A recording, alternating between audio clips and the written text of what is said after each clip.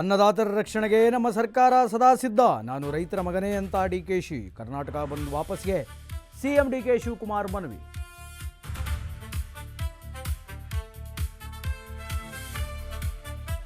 ರಾಜ್ಯದ ರೈತರು ಆತಂಕ ಪಡಬೇಕಾಗಿಲ್ಲ, ನಾನು ಜನರ ಹಿತವನ್ನು ಕಾಪಾಡ್ತೇನೆ. 7.5 ಕೋಟಿ ಜನರಿಗೆ ಅನುಮಾನ ಬೇಡ ಎಂದ ಡಿಕೆಶಿ.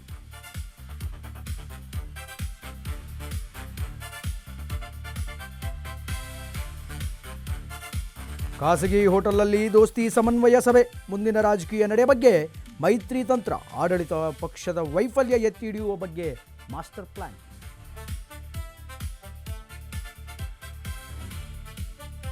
ಕೇರಳದಲ್ಲಿ ವರ್ಷಧಾರೆಗೆ ಭೀಕರ ಭೂಕುಸಿತ. 8 ಮಂದಿ ಕಣ್ಮರೆ, 13 ಮಂದಿಗೆ ಗಂಭೀರ ಗಾಯ.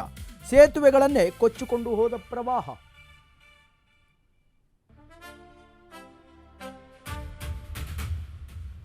ಮಲೆನಾಡಿನಲ್ಲಿ ಮುಂದುವರೆದ ವರುಣನ ಆರ್ಭಟ. ಮೇಘರಾಜನ ರುದ್ರಾವತಾರಕ್ಕೆ ಕಾಫಿ ನಾಡು ತತ್ತರ. ಮಳೆಗೆ ಮರ, ಲೈಟು ಕಂಬಗಳು ಧರೆಶಾಯಿ.